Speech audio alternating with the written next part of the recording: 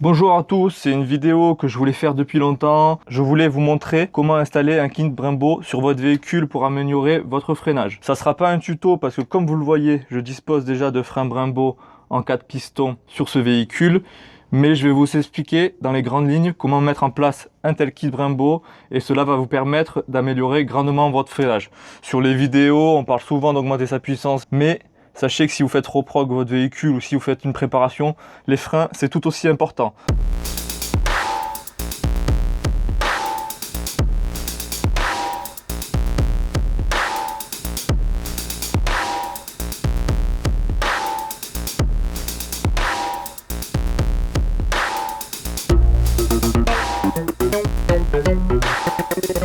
Donc déjà, quel est l'intérêt d'installer un tel kit sur votre véhicule?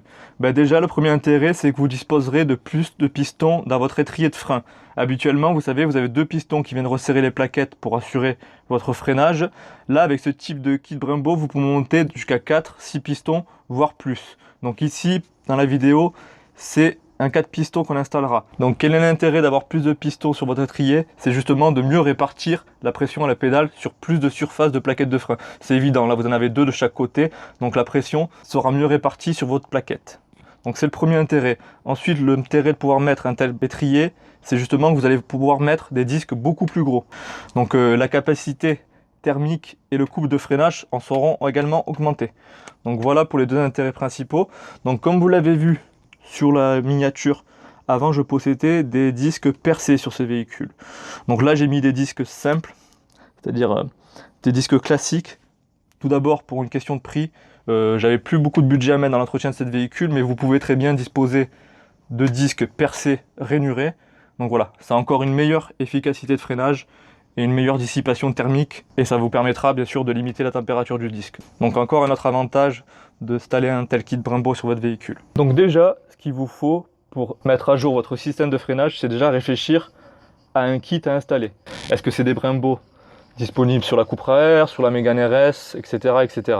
Pour ma part, moi je vais me baser sur un kit de la Seat Leon 1,8 litre Cupra Air. Donc c'est la Seat, on va dire d'une gamme au-dessus de celle que je possède en version essence bien sûr et pas en version diesel.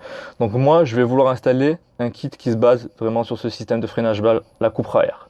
Donc vous avez plusieurs façons. Vous avez des kits qui sont disponibles sur internet où vous pouvez vous procurer les pièces indépendamment. Dans la description de la vidéo, je vous mettrai des exemples de kits Brembo qui correspondent à ce véhicule, mais également des pièces détaillées. Je vous mettrai les liens pour que vous puissiez vous les procurer. Je vais procéder donc au démontage du système de freinage pour vous expliquer ce dont vous avez besoin pour vous constituer un tel kit et comment l'installer sur ce véhicule. Donc première chose que je vais faire, c'est que je vais enlever la vis de disque de frein. Donc là, elle sort facilement, sinon je vous avais montré dans un autre tuto, tournevis à frapper. J'enlève également, j'y reviendrai plus tard sur l'utilité de cette cale.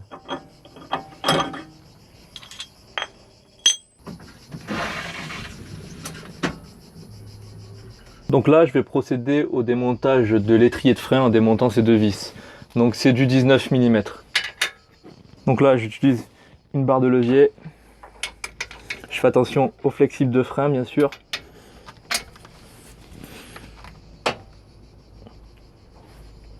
Voilà. Hop, je débloque la vis du bas. Donc bien sûr, une fois que c'est débloqué, je peux utiliser un simple cliquet.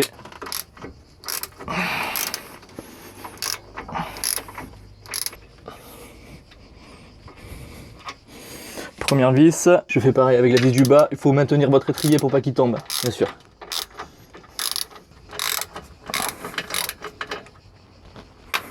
Donc là, je peux dévisser à la main.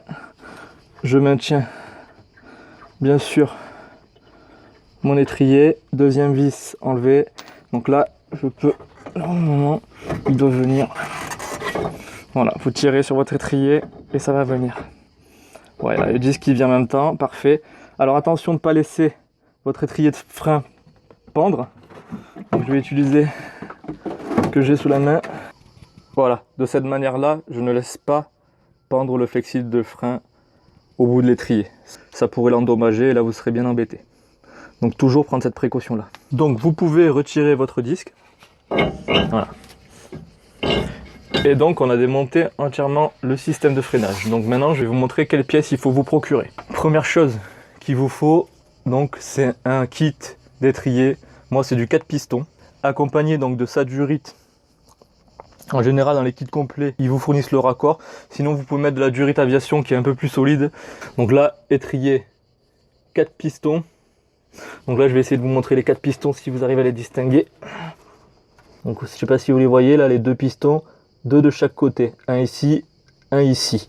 Donc c'est un kit Brembo 4 pistons. Bien sûr, il vous faut également les plaquettes de frein associées. Donc voilà, un étrier de frein Brembo 4 pistons, donc on a vu les pistons, avec son raccord de durite de frein, ces 2 plaquettes. Votre étrier, il est généralement vendu avec un support d'étrier de frein qui est moi connecté ici. Donc bien sûr, il faut qu'il soit adapté à votre fusée au porte-moyeu. Les emplacements des pattes et des vis doivent correspondre pour pouvoir connecter votre étrier de frein sur votre véhicule. Donc en général, dans les kits complets sur internet, vous le trouverez avec l'étrier. Donc ça c'est important, le support d'étrier également. Ensuite, bien sûr, il vous faut un disque de frein. Donc là, vous avez soit les classiques, soit les percés rainurés que je vous conseille, mais qui sont un peu plus chers. Je vous mets également tous les liens dont vous avez besoin dans la description de la vidéo YouTube. Par contre, j'attire votre attention qu'avec le disque, le porte-étrier, l'étrier de frein, les plaquettes, les durites, il n'y a pas là encore toutes les pièces. Parce que je vais vous expliquer pourquoi. Vous avez besoin de plus de choses pour les adapter sur votre véhicule. Donc ce que je vais faire, c'est que je vais remonter le disque et l'étrier de frein et je vous montre à quoi je pense. Je remets en place mon disque de frein en faisant gaffe de bien prendre en compte l'emplacement de la vis du disque de frein. Voilà, de cette manière-là. Donc là, on voit bien que ça coïncide. Mettez des gants propres hein, pour faire cette opération. Ne le faites pas avec des gants sales sur lesquels vous pourrez laisser des traces de gras sur vos freins, c'est pas bon du tout. Donc remarquez que ça c'est pas un nouveau style vestimentaire pour ceux qui se moquent, ouais, il a les gants à l'arrache, etc. Vous savez, on est en pleine période de canicule, c'est qu'il fait tellement chaud que je transpire et que j'arrive pas à enfiler mes gants. Donc ce dont je voulais vous parler, c'est que maintenant que vous avez des étriers plus gros sur votre véhicule, c'est que quand vous allez remettre votre jante, vous allez avoir une surprise, c'est que ça ne va pas rentrer. Pourquoi? Parce que l'étrier est plus large, donc il va vous falloir mettre ce genre de cale ou d'entretroise sur votre véhicule justement pour espacer la jante de l'étrier et pouvoir y mettre vos plus gros étriers. Donc ça, si vous en trouvez sur élargisseurdevoie.com, vous pouvez également vous les faire sur mesure. Pour ceux qui veulent connaître la taille de ma cale, ben c'est du 15,98, donc soit quasiment 1,6 cm. C'est une cale d'1,6 cm. Donc si vous avez le même véhicule, que vous prenez un kit Brembo coupe à air, il vous faudra une cale d'1,6 cm. Je sais pas si... Donc qui dit entretoise, qui dit cale, dit bien sûr vis de disque de frein plus grand, parce que quand vous allez positionner forcément au niveau, tout en prenant bien sûr garde là je suis pas en face, quand vous allez caler votre entretoise ici,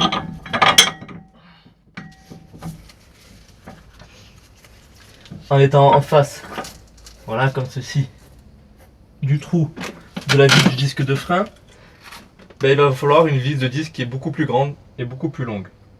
Donc ça c'est à prévoir dans votre achat, mais chose encore plus importante, c'est pour ça que je vous ai dit au début de la vidéo que j'allais vous expliquer les grands principes et les choses à ne pas oublier, c'est un truc qu'il faut prendre en compte également, c'est que vous devrez sûrement changer vos goujons de roue.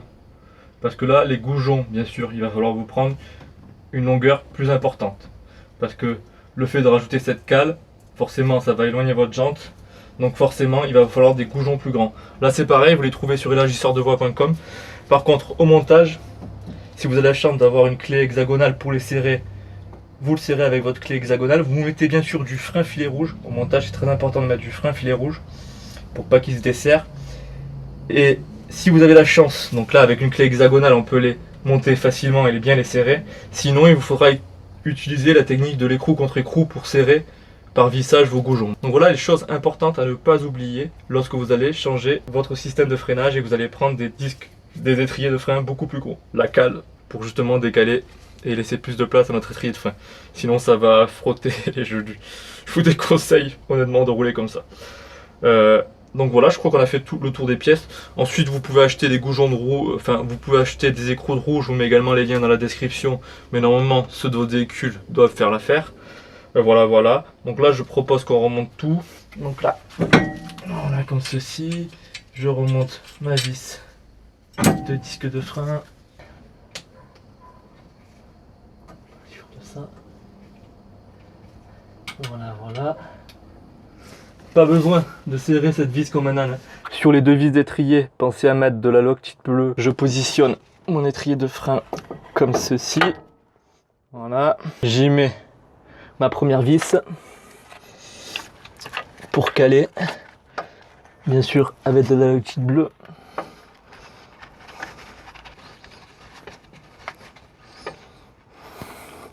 Vous commencez le serrage au cliquet de 19.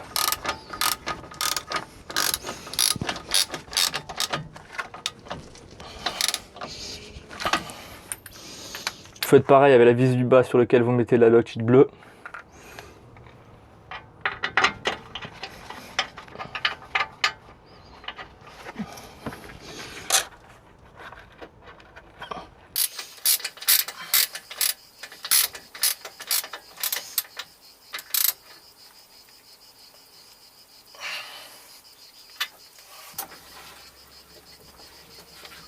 Vous pouvez donner un coup de serrage avec une barre de levier plus grosse, sans forcer, sans casser, parce que là je vous dis pas la galère.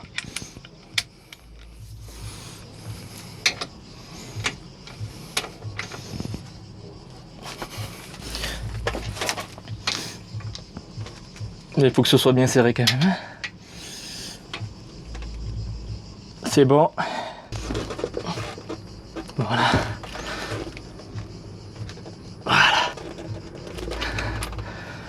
Bien sûr, quand vous avez remplacé votre étrier, vous avez perdu du liquide de frein. De toute façon, vous avez reconnecté un nouveau flexible de frein. Donc il va falloir mettre du nouveau liquide de frein et purger votre circuit de frein. Je vous ai déjà fait une vidéo pour vous expliquer cette opération. Je vous mets le lien en haut dans la description. Et sinon, le montage de notre kit frein Brembo est terminé. Ensuite, il ne nous reste plus qu'à remettre la roue. Et vous allez voir que grâce à la cale, bien sûr, qu'on a inséré, on n'aura pas de problème pour faire passer les kits Brembo qui sont plus larges.